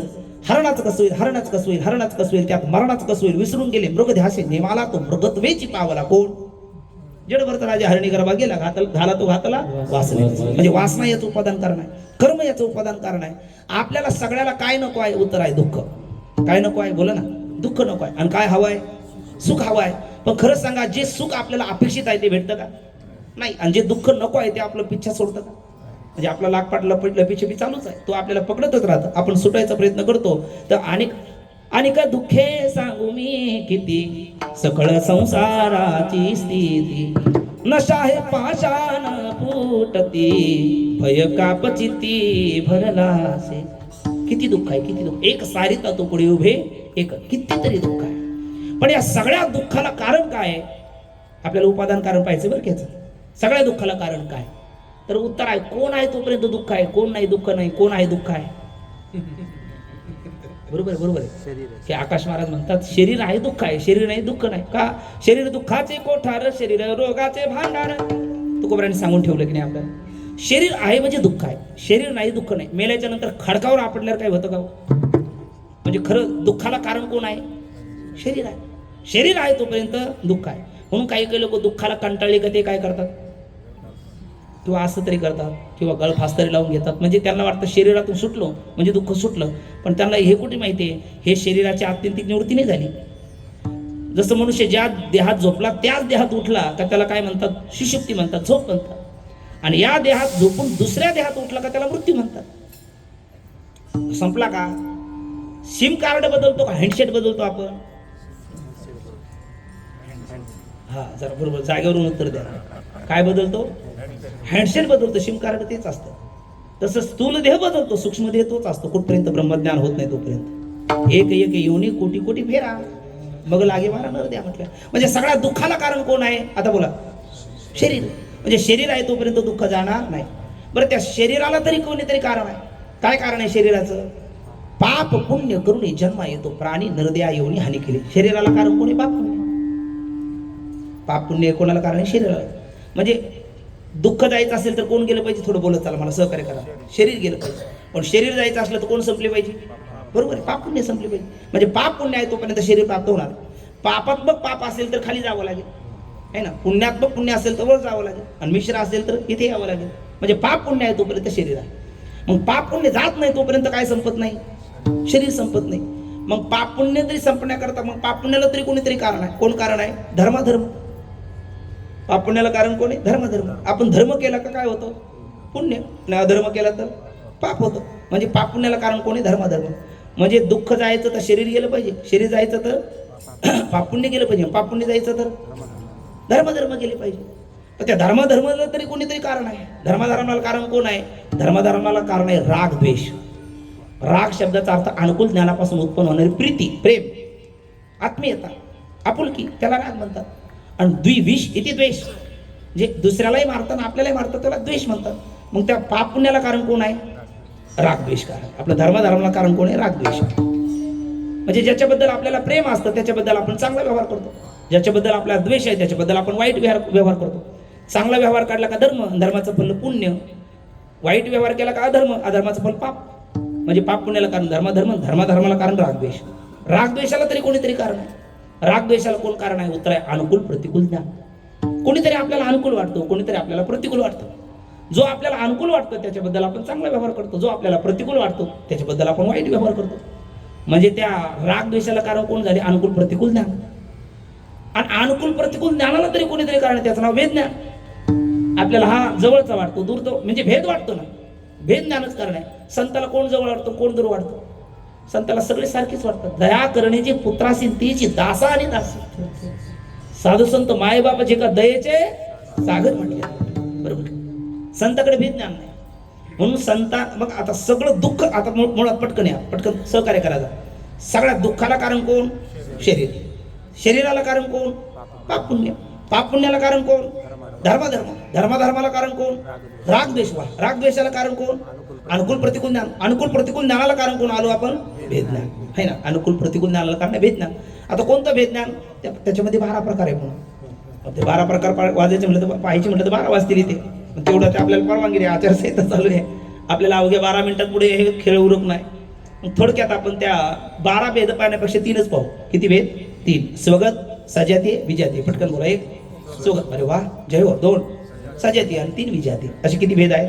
3 भेद आहे. पहिला स्वगत भेद, पंचदशी ग्रंथामध्ये एक श्लोक गेलेला आहे आपल्याला.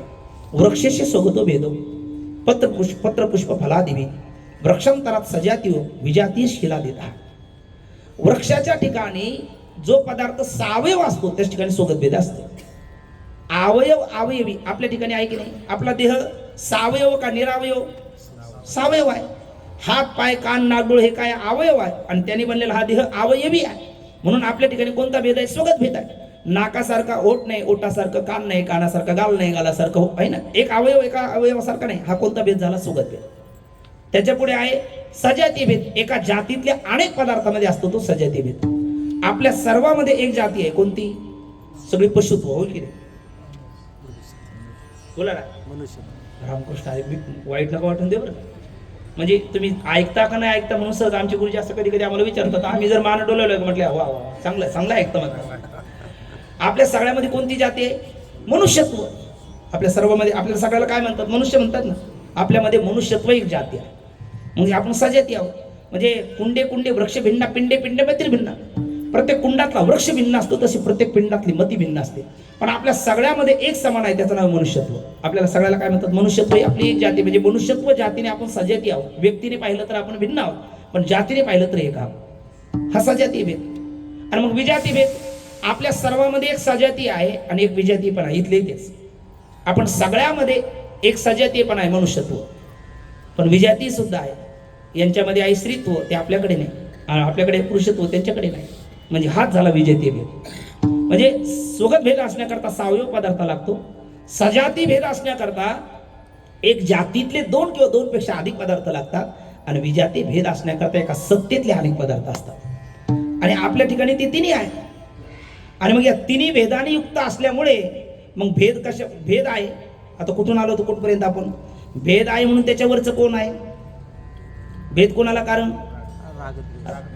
अनुकूल प्रतिकूल ज्ञानाला कारण. आणि अनुकूल प्रतिकूल ज्ञानामुळे रागद्वेष, आणि रागद्वेषामुळे धर्माधर्म, धर्माधर्मामुळे पाप पुण्य, पाप पुण्यामुळे शरीर, आणि शरीरामुळे दुःख, शरीरामुळे दुःख.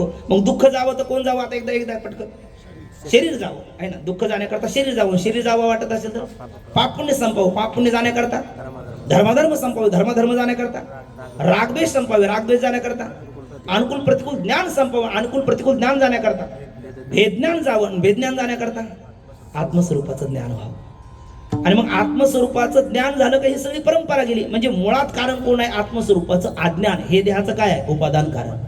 एकदा आत्मस्वरूपाचं ज्ञान झालं का देहाची सिद्धीच नाही. विठ्ठल विठ्ठल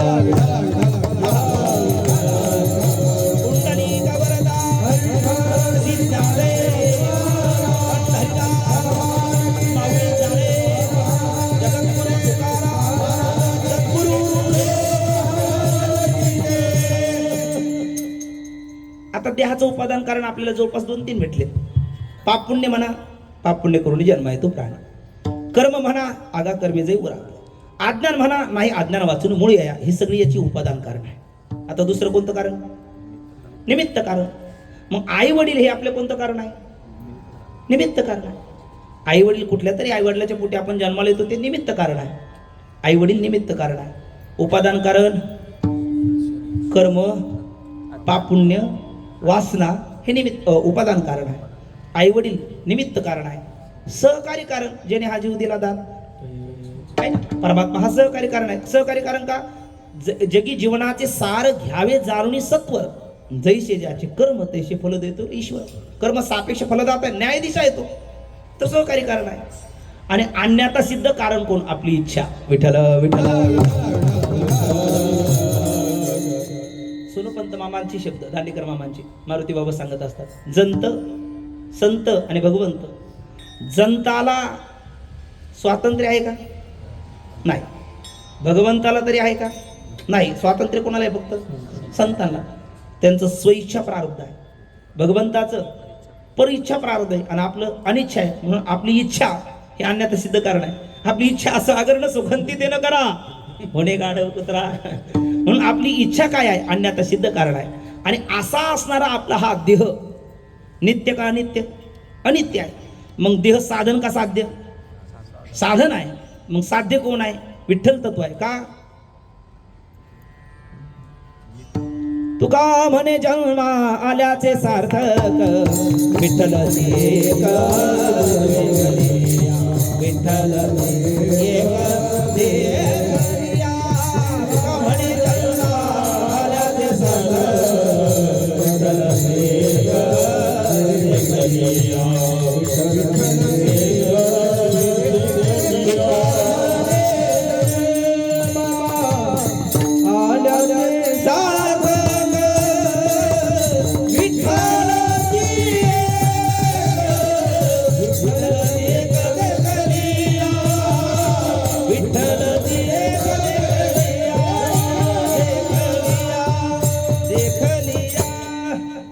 जन्म आल्याचे सार्थक विठ्ठलाची एक देखील या. म्हणजे विठ्ठल काय आहे? साध्य आहे. जे बदलत नाही त्याला साध्य म्हणतात ना. मग विठ्ठल अनादि सनातन विठ्ठल हा सनातन आहे, चिरातन आहे. सत्य तू सत्य तू सत्य तू विठ्ठला कागा हा दावेला जगदकार. म्हणून देह साधन आहे, परमात्मा साध्य आहे. साधन रूप देहाने साध्यरूप परमात्म्याची प्राप्ती करण्याकरता काय करावं? तर त्याकरता देह नव्हे मी हे सरे, मी देह नाही हे म्हणावं. आणि मी देह ही भ्रांती घालवण्याकरता मी ब्रह्म आहे असं काही काळ म्हणावं, पण तेही धरून ठेवू नये. कारण तुका म्हणे अहम ब्रह्म आड योनिधी भ्रम. माऊली म्हणतात नवल अहंकाराची गोठी विशेष न लगे अज्ञाना पाठी सज्ञानाचे झोबे कंठी नाना संकटी लाचवे. म्हणून मी देह ही भ्रांती घालवण्याकरता मी ब्रह्म ही भ्रांती काही काळ स्वीकारावी. कारण ती भ्रांती ही भ्रांती. संसार करणं जसा भ्रम आहे ना माय बाप, तसा परमार्थ करणं सुद्धा भ्रमच आहे. परमार्थ करणं हा सुद्धा काय भ्रम आहे. हे बोलणं जरा धाडसाच आहे पण वस्तुस्थिती आहे. परमार्थ करणं हा भ्रम आहे. तुम्ही म्हणाल मग आम्ही सगळे भ्रमिष्ठ हो, निश्चित त्यात काय संशय. कीर्तनकार भ्रमिष्ठ, वादक भ्रमिष्ठ, गायक भ्रमिष्ठ, नियोजकही भ्रमिष्ठ, आपण सगळे भ्रमिष्ठच आहोत. पण आपला हा भ्रम संवादी आहे. विठ्ठल विठ्ठल विठ्ठल विठ्ठल विठ्ठल. दोन भ्रम असतात, एक विसंवादी आणि एक संवादी. पंचदशी मध्ये श्लोक आहे आपल्याला गेलेला आहे. दीपप्रभा मणिभ्रांती विसंवादी भ्रम उच्चते. मणिप्रभा मणिभ्रांती संवादी भ्रमस्मृता. दिव्याच्या प्रभेवर रत्नाचा भ्रम होणं हा विसंवादी भ्रम आहे. आणि रत्नाच्या प्रभेवर रत्नाचा भ्रम होणं हा संवादी भ्रम आहे. का? इष्टफल दर्शनात इष्टफल प्राप्त होतं म्हणून. तसं परमार्थ करणं आणि प्रपंच करणं. प्रपंच करणं हा भ्रम. या फळना चुंबिता फुलना तुंबिता जे काही पंडुसुता ते रुकचे हा प्रपंच करणं हा भ्रम आहे. तसा परमार्थ करणं हाही भ्रम आहे. पण प्रपंच करणं हा जो भ्रम आहे तो विसंवादी भ्रम आहे. तो आपल्याला दुःखच देणार आहे. दुःख बांधवडी आहे हा संसार. सुखाचा विचार नाही कुठे. खरं बघा ना, आजा गेला पंजा गेला बाप म्हसना गेला, देखत देखत नातू पण तोही तैसा झाला. कोणाचा पूर्ण झाला? कोणाचाच नाही, कोणाचाच नाही. पण कोण म्हटला सुखे करी तो संसार. आणि म्हणजे संतांनी सांगितलं अवघाचे संसारात सुखाचा कर. ज्ञानोबराय बोलतात आहे, त्याचा आशयही सुद्धा वेगळा आहे. पण आपल्या जीवनामध्ये एखादा संसार केला, केवळ संसार केला आणि तो म्हटला का सुखाचे व्यवहारी सुखलाभ झाला, शक्य नाही, शक्य नाही.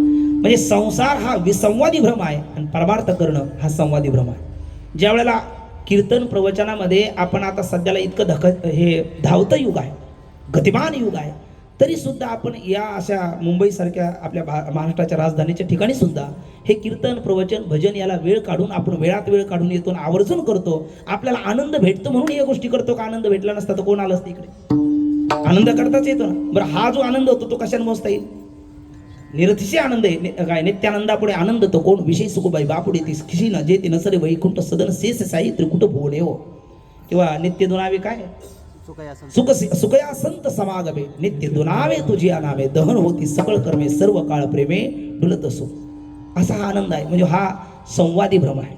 पण त्याला पकडून राहण्यात अर्थ नाही, विठ्ठल तत्वाची प्राप्ती करून घेण्याला अर्थ आहे. विठ्ठल विठ्ठल.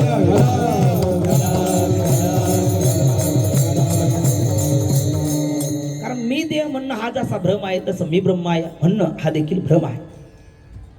आमचे गुरुदेव म्हणत असतात काय, सुवर्णाची अथवा लोखंडाची बेडी ती बेडीची साची. लोखंडाची बेडी काय आणि सोन्याची बेडी काय? एखादा सामान्य चोर असला तर त्याच्या पायामध्ये पोलीस लोखंडाची बेडी ठोकतात. आणि जर एखादा VIP असेल तर सोन्याची बेडी ठोकतात. पण सोन्याची जरी बेडी असेल तर ती गतीचा रोधच करते, आणि लोखंडाची बेडी असेल तर ती गतीचा रोधच करते. तसं मी देह म्हणणं ही बेडीच आहे, ती आपल्याला साध्यापर्यंत जाण्याकरता गतिरोधच करणारी आहे. आणि मी ब्रह्म आहे म्हणणं ही सुद्धा बेडीच आहे. मी देह आहे म्हणणं ही लोखंडाची बेडी आहे, आणि मी ब्रह्म आहे म्हणणं ही सुवर्णाची बेडी आहे. किंवा काटा तो पायात मोडला तरी काटा वेदनादायकच आहे, आणि हृदयात मोडला तरी तो वेदनादायकच आहे. मला वाटतं पायातल्यापेक्षा हृदयातला काटा अधिक वेदनादायक आहे. एक व्यक्ती रस्त्याने निघाला, पत्नीने शिदोरी करून दिली होती, खाल्ली. रस्त्याने चालत असताना अगोदर काटा मोडला.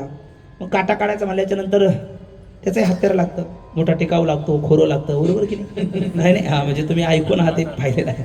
काटा काढायचं म्हणलं तर काय लागतं आहे ना, एखादी ते सुई पाहिजे, किंवा लाचकंड म्हणतात खेड्यापाड्यात त्याला, बरोबर ना? लाचकंड पाहिजे, सुई पाहिजे, नाही तर आपली ती कच्चक टाचबीन ते तरी पाहिजे. हे काहीच नसेल तर मग काट्याचा काटा कशाने काढला जातो? काठ्यानेच काढला जातो. चांगला अभ्यास आहे आपला पण, आहे ना? चला, काट्याचा काटा काढण्याकरता दुसरा एक भरदार काटा घ्यावा लागतो, आणि त्या भरदार काट्याने या पायातल्या काट्याचा काटा काढावा लागतो. कारण त्या पायातला काट्याचा काटा काढला नाही तर चालता येणार नाही, चोर याचा काटा काढल्याशिवाय राहणार नाही. म्हणून त्या काट्याचा काटा निघणं गरजेचं आहे. म्हणून यांनी एक काटा घेतला, त्या काट्याच्या मदतीने या पायातल्या काट्याचा काटा काढून टाकला. आणि तो काटा काढल्याच्या नंतर तो म्हटला, केली उपकार सांगू मी काय? कोणाची? काट्याची. कारण बाप नकरी आयशी बाय. कारण हा काटा जर नसता तर चोराने माझा काटा काढला असता, मग घरदारातली मला माझ्या मुलाबाळाची भेट झाली नसती. म्हणजे या काट्याचे उपकार आहे ना. मग आपण कृतज्ञ असावं का कृतज्ञ असावं? कृतज्ञ असावं. त्याने तो काटा खिशात ठेवला, जेवण करून झोपला. कोणाची झोप कशी, कोणाची झोप कशी, आता वारीत आपण पाहतो. याची झोप लोटांगणी झोप होती, घाली लोटांगण, मोकळे पटांगण.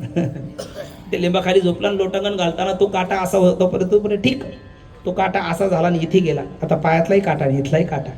पण पायातला काटा काढणं सुलभ आहे, हा काटा काढणं कदाचित डॉक्टरलाही जमत नाही. डॉक्टर म्हणतात देवाला प्रार्थना करा. कदाचित हा काटा काढताना यांचाही निघू शकतो. कोण? विठ्ठल विठ्ठल विठ्ठल. पायातला तरी काटा आहे, हृदयातला तरी काटा आहे. पायातला जो काटा आहे अहम देहोस्मी वृत्ती आहे, आणि हृदयातला जो काटा आहे तो अहम ब्रह्मास्मी वृत्ती आहे. म्हणून तो मी शब्द म्हटला आपण दिलीदीप न्यायाने दोन्हीकडे लावायचं. तर मी देह हेही सरे आणि मी ब्रह्म हेही सरे. मग उरला हो रे विठ्ठला, उरला हो रे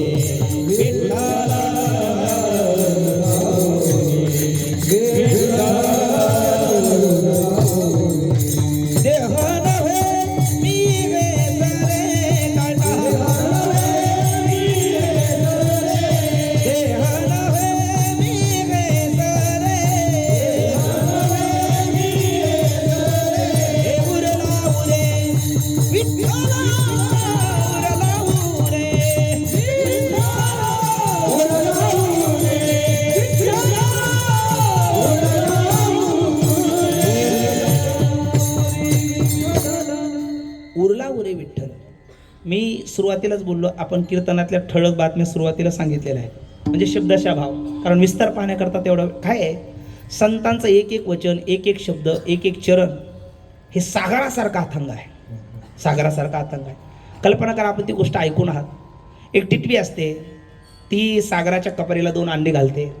शरद पौर्णिमेचा षोडशकलयुक्त चंद्र आकाशामध्ये उदयाला येतो.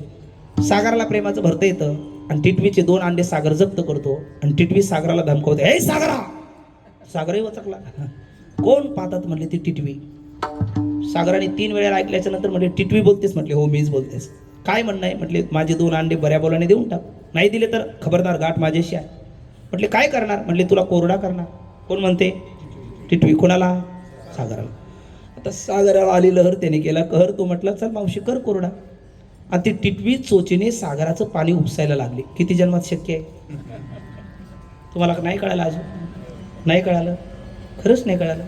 इकडे बघा ना, टिटवीच आहे.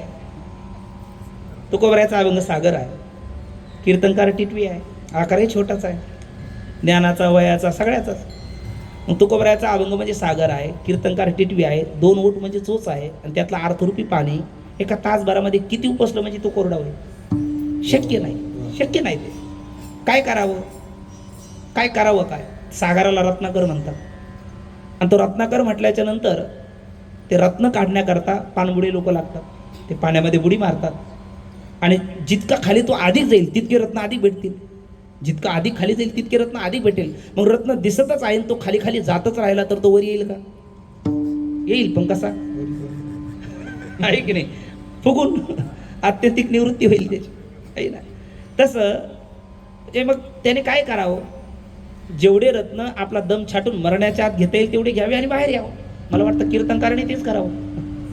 आपला नियोजित वेळ संपेपर्यंत जेवढे सिद्धांत रूपी रत्न संतांच्या अभंगरूपी सागरातील भेटतील तेवढे घ्यावे आणि बाहेर यावं. जय विठ्ठल करावं. कारण पूर्णच रत्न एका कीर्तनात आणि एका प्रवचनात काढू म्हणलं तर ती शक्य नाही. विठ्ठल विठ्ठल विठ्ठल. तसं आपण बघितलं, पहिल्या चरणात कशाचा विचार आहे? साध्याचा विचार आहे. दुसऱ्या चरणामध्ये साधनाचा विचार आहे. तिसऱ्या चरणामध्ये तुम्ही आम्हाला धीर देतात आणि चौथ्या चरणामध्ये प्रयोजन नामफल सांगतात. विठ्ठल विठ्ठल विठ्ठल. तुका म्हणे जन्म आल्याचे सार्थक विठ्ठलची एक देखील आहे. विठ्ठल तत्व काय झालं? साध्य. आणि देह काय झाला? साधन. पण मग जी लोक देहाला साध्य मानतात ती कोणत्या पक्षातली म्हटलं आपण? चार वाकाच्या, नास्तिकाच्या. आणि जी देहाला साधन मानून विठ्ठल तत्वाची प्राप्ती करण्याकरता प्रयत्न करतात ती साधक ठरतात. आणि मग अशा साधकाचे ते मायबाप होतात, ज्यांचा आपण पत्रिकेवर उल्लेख केलाय. साधकाचा मायबाप धरुषणे हरिताप सर्वाभूती सुखरूप ज्ञानोबा माझा. त्यांनी आपले मायबाप व्हावे याकरता आपण बाधक राहू नये, साधक व्हावं. साधक व्हावं याचा अर्थ आपण याला साधन समजावं, साध्य समजू नये. विठ्ठल विठ्ठल. खरं तर असं आहे का देह हा साधनच आहे. साध्य आपण मानतो तो आपला भ्रम आहे. आणि साध्य कोण मानतो? जो अवांतर प्रयोजनालाच परम प्रयोजन समजतो तो देहाला साध्य समजतो. ज्याने अवांतर प्रयोजनाला अवांतर प्रयोजन समजलं आणि परम प्रयोजनाला परम प्रयोजन समजलं त्याच्याकडनं असा गोंधळ होत नाही, असा अविवेक होत नाही. विठ्ठल विठ्ठल. माऊली विवेकाची व्याख्या करतात. आत्मा तो आत्म्याच्या ठाई देखीचे देहीचे धर्मदेही ऐसे देखणे ते पाही अनाहते. आत्मा काय आणि अनात्मा काय? आत्मा नाम परमात्मा, परमात्मा नाम विठ्ठल, हे साध्य आहे. आणि हा देह हा जीवात्मा हे साध्य नाही, म्हणजे साधन आहे. ते अवांतर प्रयोजनाला साधन म्हणतात आणि परम प्रयोजनाला साध्य म्हणतात. आणि विठ्ठल तत्व आपलं साध्य आहे.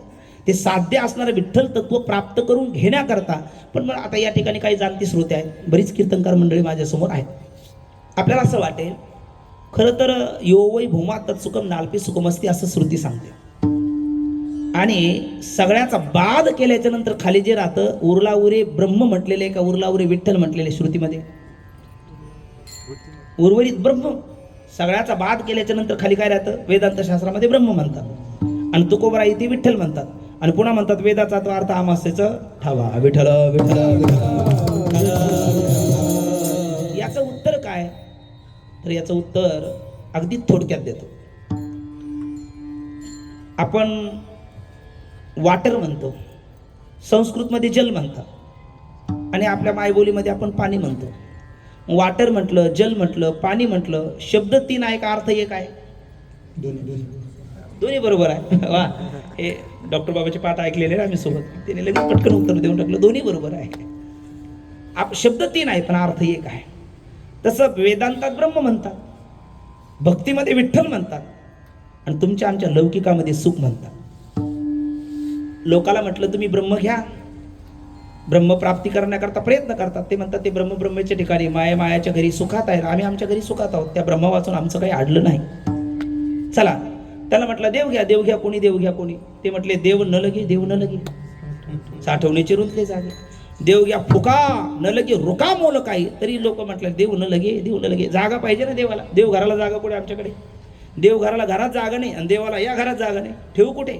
ऐसा कर घर आवेराम तो करायला आम्ही तयारच नाही. देव नको आहे, ब्रह्म नको आहे, देव न लगे आणि सुख लगे लगे लगे. सुख लगेच हवं आहे. आपल्याला ब्रह्म नको आहे, आपल्याला देव नको आहे, पण सुख हवं आहे. आणि तुकोबराय म्हणतात आपुला तो एक देव करून घ्यावा, तेने विना जीवा सुख नाही. देवा वाचून तर सुख नाही, साखरे वाचून गोडी नाही, मिरची वाचून तिखटपणा नाही, सागरा वाचून खारटपणा नाही, आकाशा वाचून व्यापकता नाही, वायू वाचून वाहकता नाही, अग्नी वाचून दाहकता नाही, जला वाचून अर्धरता नाही, पृथ्वी वाचून घनता नाही, देवा वाचून सुख नाही. ते सुख जर आपल्याला प्राप्त करायचं असेल तर देव आपलासा केल्याशिवाय नाही. आणि देव म्हणजेच विठ्ठल. अहो म्हणले पण ब्रह्म काय ब्रह्म सत्यम जगन्मिथ्या तर सच्चित सुखात्मकम ब्रह्म. वेदांतामध्ये सुखरूप ब्रह्म सांगितलं आणि तुम्ही देव म्हणता, विठ्ठल म्हणता, हे कसं? तर याचं उत्तर असं आहे की आत्ताच म्हटलं आपण, वेदांतात काय म्हणतात? ब्रह्म. भक्तीत काय म्हणतात? विठ्ठल. आणि लौकिकात म्हणतात सुख. शब्द 3 आहे पण अर्थ एक आहे. पण काही तार्किक आस्तिक असतात, ते म्हणतात नाही प्रतिज्ञा मात्रेन वस्तुसिद्धी किंतु लक्षणा प्रमाणाभ्याम वस्तुसिद्धी. आम्ही ब्रह्म तेच विठ्ठल, विठ्ठल तेच ब्रह्म, आम्ही तुम्ही सांगता म्हणून ऐकणार नाही. त्याला म्हणतात बाप दाखवणे तर श्राद्ध घाल. तार्किक आस्तिक तो म्हणतो आम्हाला सिद्ध करून द्या. तर आपण थोडक्यात सिद्ध करू अवघ्या 2 मिनिटामध्ये. माझ्याकडे बघा, मी एक 4 शब्द सांगतो, तेवढे ध्यानात ठेवा आणि तेच 4 तत्व आपण विठ्ठलाकडे लावू. त्याला म्हणतात लक्षण साम्यात एकत्व सिद्धी. ब्रह्म कसं आहे? ब्रह्म सुखरूप आहे. ध्यानात ठेवा, एक लक्षण. ब्रह्म कसं आहे? सुखरूप आहे. म्हणजे ब्रह्म सुखरूप आहे. असं म्हणा, बृंदात ब्रह्म, ब्रह्म व्यापक आहे. पहिलं लक्षण घ्या, ब्रह्म व्यापक आहे. नंतर ब्रह्म सद्रूप आहे, ब्रह्म चिद्रूप आहे आणि ब्रह्म आनंदरूप आहे. 4 शब्द घ्या पहिले. मी पुन्हा एकदा सांगतो, मात्र मला मदत करा, थोडीशी सहकार्य करा. 1-2 मिनटं थोडं एकाग्र व्हा. पहिलं ब्रह्म बृंदात ब्रह्म, ब्रह्म व्यापक आहे. नंतर सत्यम ज्ञानम अनंतम ब्रह्म म्हटलेलं आहे ना, तर सच्चेत न बाध्येत, म्हणजे तिन्ही कालात ब्रह्माचा बाध होत नाही म्हणून ब्रह्म सत्य आहे. ब्रह्म व्यापक आहे. न व्यापित्वात देशतो आणतो, नित्यत्वात नापी कालत न वस्तुतोपी सर्वात्म्यात अनंतम ब्रह्मणी त्रिधा. नित्य काय आता सुरुवात म्हटलं मी, न व्यापित्वात देशतो आणतो, व्यापक आहे म्हणून देशाने अंत नाही, नित्य आहे म्हणून कालाने अंत नाही, आणि सर्वात्मा असल्यामुळे वस्तूने अंत नाही, असं ब्रह्म व्यापक आहे. विठ्ठल व्यापक आहे का? हो. विठ्ठल जळीस तरी भरला, त्रिता ठाव नाही उरला, अजिब्या दृष्टीने पाहिला, विठ्ठलची विठ्ठलची. ब्रह्म व्यापक आहे, विठ्ठल व्यापक आहे. ठीक आहे. ब्रह्म सद्रूप आहे, ज्याचा तिन्ही कालात बाध होत नाही, त्याला सद्रूप, सत म्हणतात. ब्रह्मपूर्वी होतं की नाही? होतं. आज आहे की नाही? आहे. पुढे राहणार की नाही? राहणार. त्रैकाल बाध्यत्व सत्यत्व, तिन्ही कालात ज्याचा बाध होत नाही त्याला सत म्हणतात. ब्रह्म सत्य आहे. विठ्ठल म्हणले विठ्ठलही सत्य. सत्य तू, सत्य तू, सत्य तू विठ्ठला. साधक आश्रमामध्ये आपण 4थ्या वर्षाला असताना बाबाचं कीर्तन होतं, मारुती बाबाच. त्यावेळेस बाबा म्हटले सत्य म्हणताना पहिला सत्य कार्यरूप जगतासारखं सत्य ते नाही, दुसरा सत्य कारणरूप मायेसारखं सत्य नाही, आणि तिसरा सत्य शून्यवाद नाही म्हणून सांगण्याकरता तिसरा सत्य आहे. असं ब्रह्म हे सद्रूप आहे. मग ब्रह्म ब्रह्म जसं सद्रूप आहे तसा विठ्ठलही सद्रूप आहे. ब्रह्म चिद्रूप आहे. पंचदशी मध्ये व्याख्या केलेले अवेद्यत्व सती अपरोक्ष रूपत्व स्वयंप्रकाशत्व. ब्रह्म चिद्रूप म्हणजे स्वयंप्रकाश आहे. अन्य भास येते स्वयं भास येते साधन विना येते स्वयंप्रकाशा. सरळ अर्थ आहे, सगळ्या जगाचं प्रकाशन करतो, त्याच्या प्रकाशनाकरता दुसऱ्याची गरज नाही. यदा ते गतम तेजो जगत भास येते केलं, असं स्वयंप्रकाश ब्रह्म आहे. विठ्ठलही स्वयंप्रकाश. कशावरून? ज्ञानदेव म्हणे ज्योतीची निज ज्योती, आणि ते उभी मूर्ती विठेवरी. बरोबर. म्हणजे ब्रह्म व्यापक आहे, विठ्ठल व्यापक आहे. ब्रह्म सद्रूप आहे, विठ्ठल सद्रूप आहे. ब्रह्म चिद्रूप आहे, विठ्ठल चिद्रूप आहे. ब्रह्म आनंदरूप आहे, आनंद विद्वान ब्रह्म.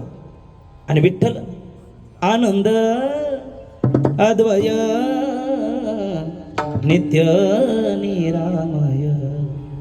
जे का निज ध्येय योगी याचे, जे का निज ध्येय योगी याचे, ते समाचरण साजी रे विटेवरी. आणि पहा भीमातेरी, ते ब्रह्म विटेवरी आणि उभे चंद्रभागेत. फक्त काय आहे, थिजलेलं तरी तुपच असतं आणि विरघळलेलं तरी तुपच असतं. थिजलेलं तूप आणि विरघळलेलं तूप तुपच आहे. तुपाच्या पुढे चूप. आता काही बोलायचंही नाही, कारण घड्याळ सांगतो चूप. तूप शेवटचा अवस्था आहे, आणि थिजलेलं तरी तूप आहे, विरघळलेलं तरी तूप आहे. तुपाच्या गुणवत्तेत काही फरक नाही, पण त्यातली त्यात वागवण्याकरता आणि पोळीसोबत खाण्याकरता थिजलेलं तुपामध्ये साखर टाकून खाताना ते आणखी गोड लागतं, आणखी चवदार लागतं. तसं निर्गुण तरी ब्रह्मच आहे आणि सगुण तरी ब्रह्मच आहे. पण निर्गुण ब्रह्म विषय करण्याकरता कठीण जातं, आणि सावळं परब्रह्म सगळ्याला आनंद देतं. सावळे परब्रह्म आवडया जीवा. आणि ते सावळं परब्रह्म प्राप्त करण्याकरता या ध्यात प्रयत्न करा. आणि त्याकरता काय करा, तर म्हणून लाहो करा काळ सारा चिंतने. आपण मग चिंता आहे म्हणले पाळणाची, नाही चिंता ठावरिता देवाचा. काय होईल तुका म्हणे जीवासाठी देव पोटी पडेल. वर हात करा सर्वांनी. हरी विठोबा रखुमाई. टाळी टाळी सर्वांनी हरी हरी विठोबा रखुमाई.